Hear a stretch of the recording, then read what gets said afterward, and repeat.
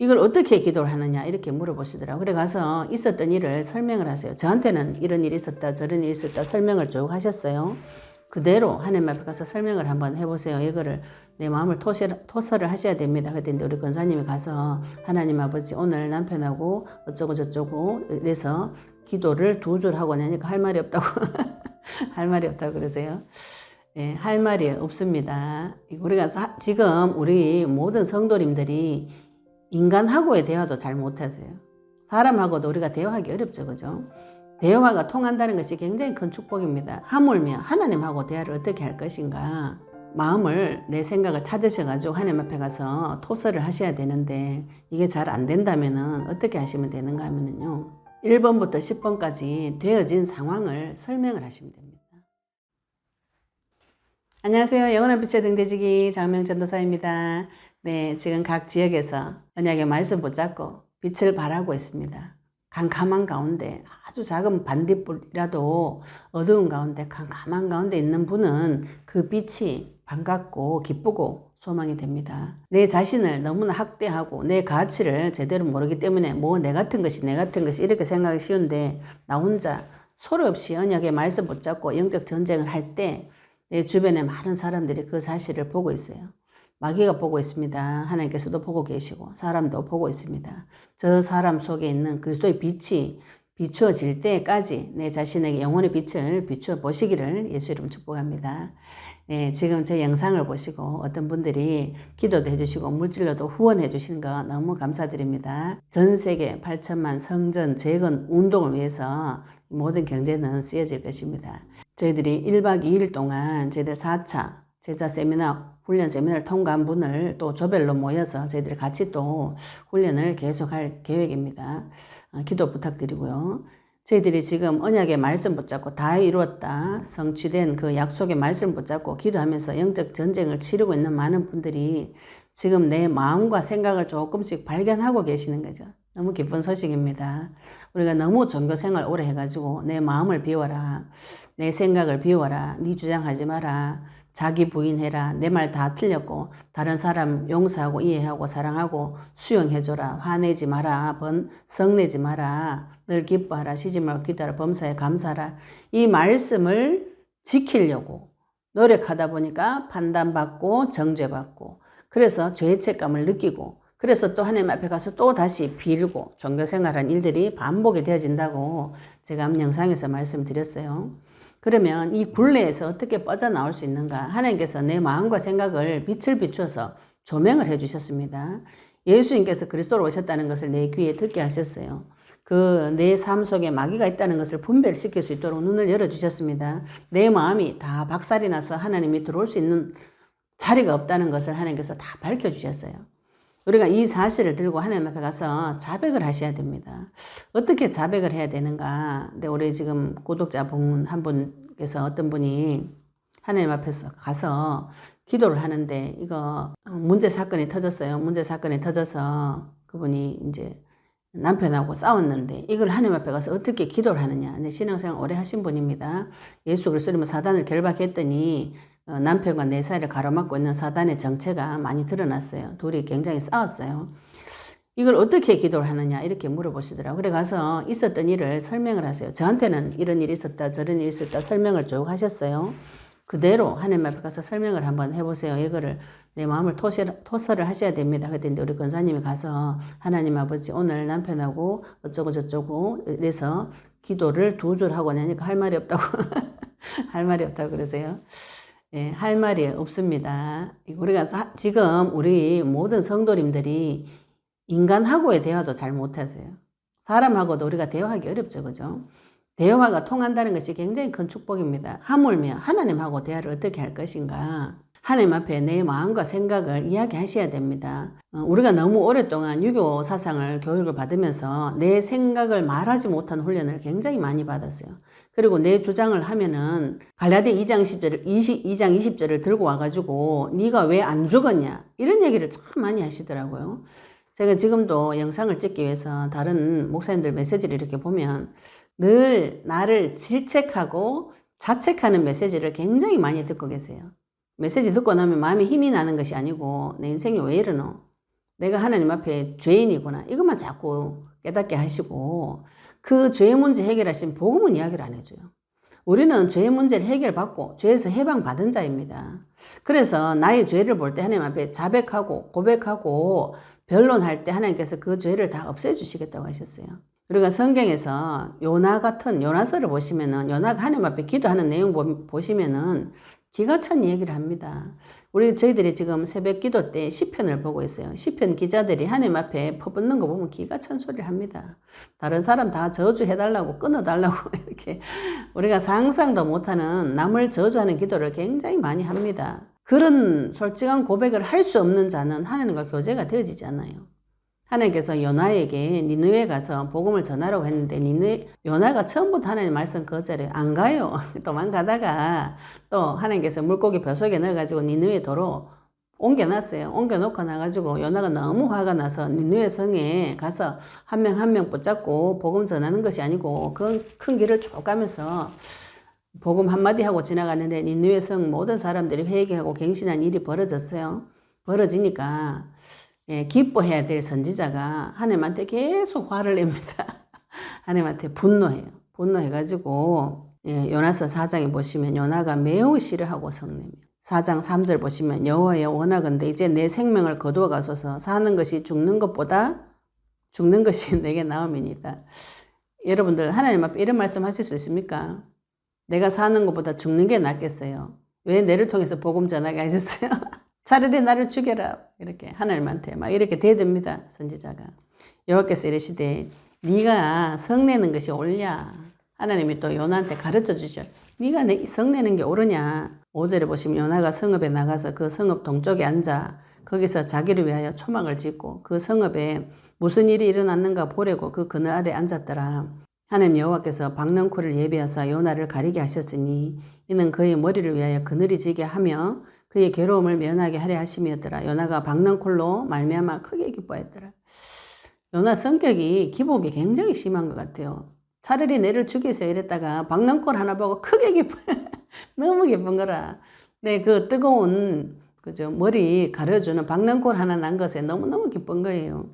그런데 하나님이 벌레를 예비하사 이튿날 새벽에 그 박넝쿨을 갉아먹게 하심에 시들어 버렸어요. 해가 뜰 때에 하나님이 뜨거운 동풍을 예비하셨고 하나님께서 갑자기 또 요나한테 뜨거운 동풍을 막 불어 넣어주면서 요나의 머리에 해가 쪼이도록 해버렸어요. 그러니까 요나가 혼미하여서 또 하나님 앞에 죽기를 구합니다. 네가 이 박넝쿨로 말미암아 성내는 것이 어찌 옳으냐. 하나님 또 뭐라 합니다. 네 왜 내한테 화내냐. 이렇게 하니까 요나가 뭐라고 대답하느냐 하면은 그가 대답하되 내가 성내어 죽기까지 할지라도 옳으니이다. 예, 요나 같은 말씀 하실 수 있습니까? 요나같이 하나님 내가 화내다가 성내가 죽어도 내가 옳아요. 이 정도 하나님 앞에 배짱 있는 기도 하실 수 있으셔야 됩니다. 내 생각을 찾아오셔야 돼요. 집 나간 내 생각을 찾아오셔가지고 내 주장을 하실 수 있으셔야 됩니다. 왜 내 주장을 못하는가? 나는 틀렸고 남은 다 맞다. 내가 하나님 앞에 죽어야 되는데 다른 사람 말을 하나님 앞에 죽으셔야 되는데 사람 앞에 죽어가지고 목사님한테 죽고 다른 사람 앞에 죽어가지고 내 말도 못하는 비참한 상태에 지금 모두 다들 빠져 있습니다. 그래서 하나님을 만나서 영적 싸움 해가지고 내 마음을 발견했는데 하나님 앞에 이 내 마음을 쏟아내지를 못해요.